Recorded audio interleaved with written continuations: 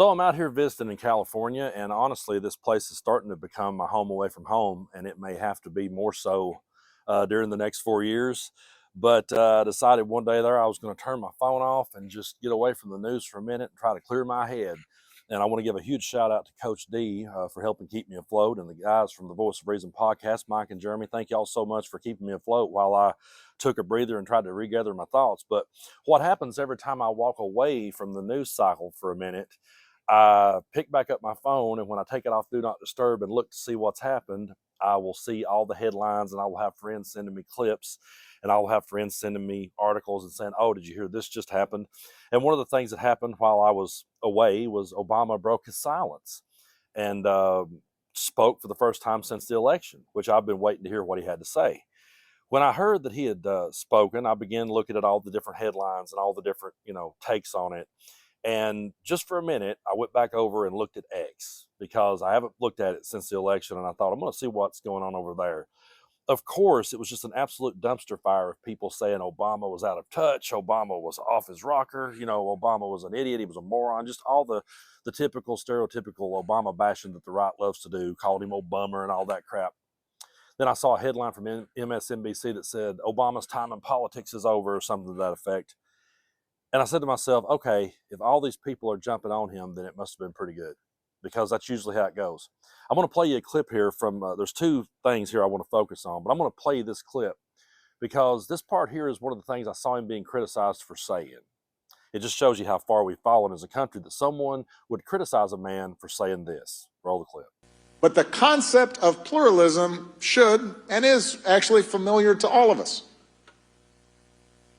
It means that in a democracy, we all have to find a way to live alongside individuals and groups who are different than us. So we commit to a system of rules and habits that help us peacefully resolve our disputes. We try to cultivate those habits, those practices that encourage us not just to tolerate each other, but also every so often join together in collective action. The pluralist ideal is what allows a Christian church and a Muslim mosque to sit side by side on the same city block and then maybe agree to share a parking lot. So yeah, I even saw people on the left criticizing Obama for saying that and talking about him being out of touch. I listened to the entire speech. I wanted to hear the entire thing in all of its context so I would understand where he was going. He seemed more laid back in his speech. He seemed more, like a lot of us have been, more humble and more, just reflecting on all that's happened. But to say that he's out of touch for saying something like that shows just how out of touch the rest of the world is, because that's exactly what America was always supposed to be. We were supposed to be this giant melting pot of people who could come together, and where we might not always see eye to eye, we would still be able to live alongside each other and share a parking lot to go to worship or to do whatever we wanted to do in this country.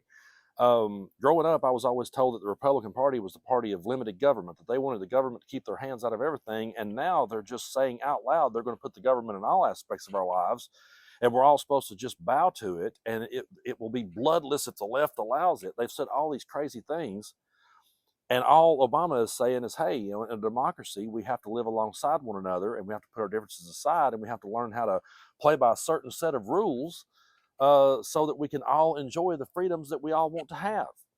But what do you do when you have a side that doesn't want to play by the rules? And that's what he gets at in this next clip. Take a look. What happens when the other side has repeatedly and abundantly made clear they are not interested in playing by the rules?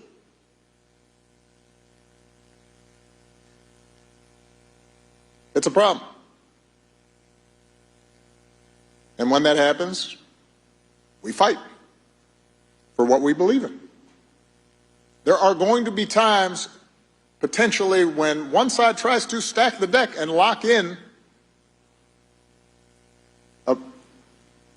a permanent grip on power, either by actively suppressing votes or politicizing the armed forces or using the judiciary, the criminal justice system to go after opponents. And in those circumstances, pluralism does not call for us to just stand back and say, well, I'm not sure. That's okay.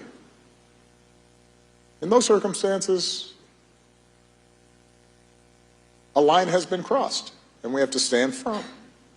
So before we keep rolling with today's video, I just wanted to take a minute and thank everyone out there for hitting that subscribe button. We have crossed over 471,000 subscribers.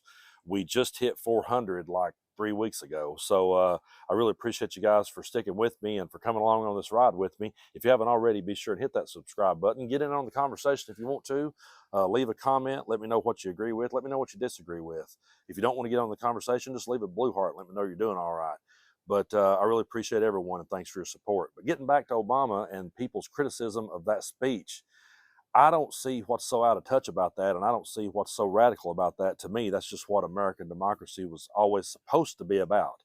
I believe what has happened is that Donald Trump has got this entire country under his spell, and has ever since he came down that escalator. Now, you can love Donald Trump or you can hate him, either way you want to go about it. But the one thing you got to give the guy is he has never stopped campaigning from the minute he came down that escalator. He's campaigned ever since. He campaigned through his entire first presidency. Then he campaigned all the way through Joe Biden's, and he will continue to do so.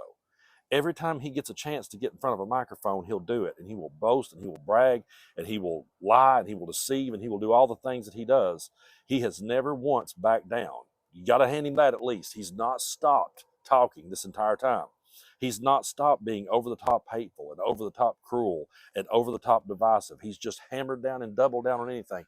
Anytime he gets caught, anytime he gets cornered, anytime someone catches him in a lie and brings it up to his face, he doubles down harder. He just keeps digging in. And I think the American people have got so used to that. They've got so used to that rhetoric that when they go back and listen to a calm Obama just sitting there being reasonable, they can't figure out what he's even saying. It's really becoming more and more like the movie Idiocracy.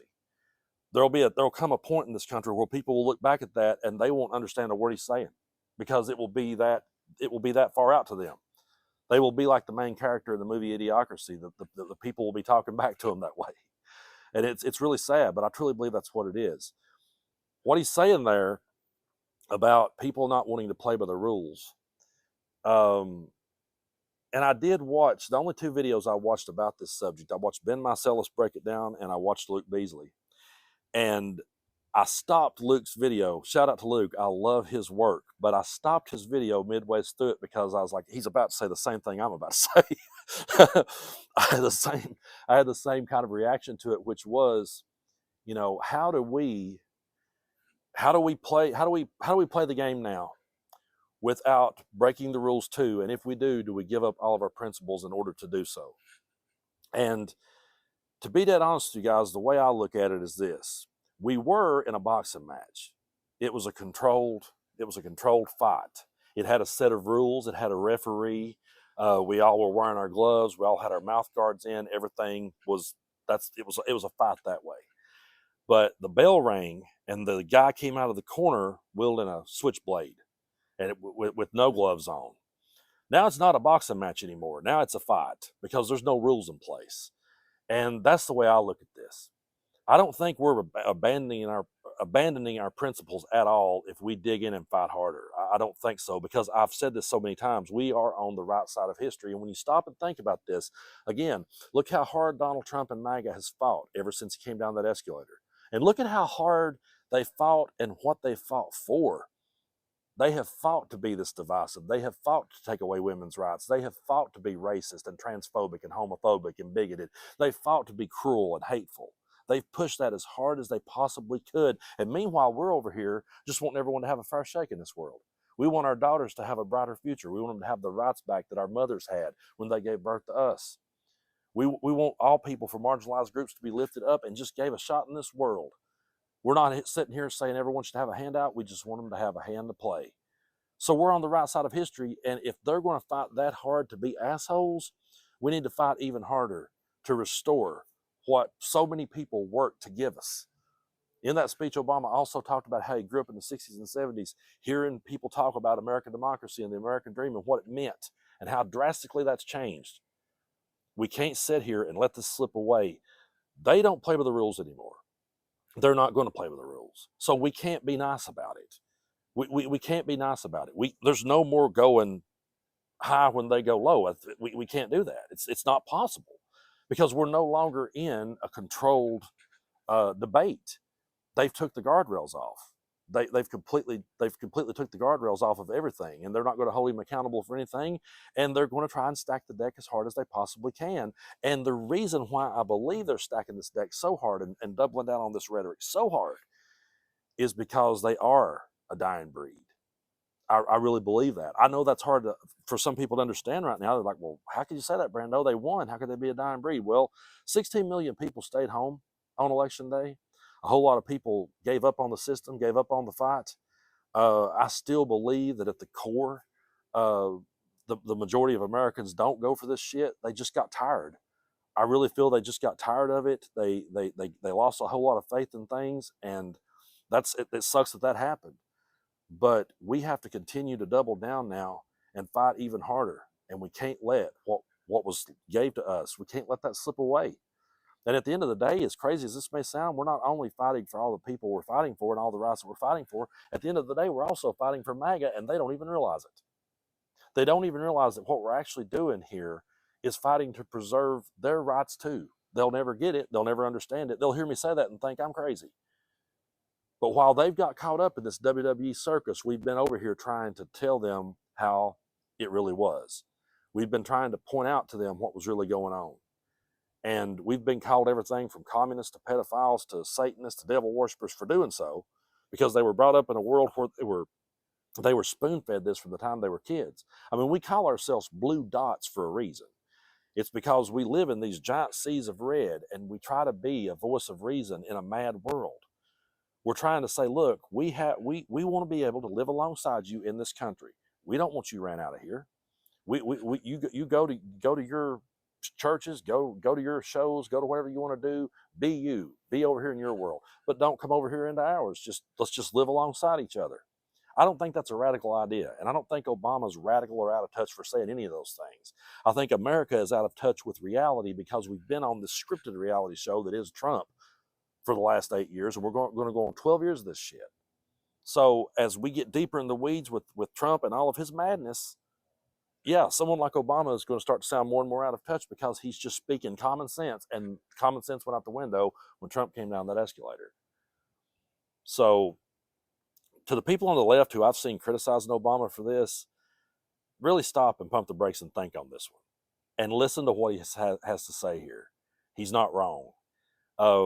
I respect Obama. I have the utmost respect for him.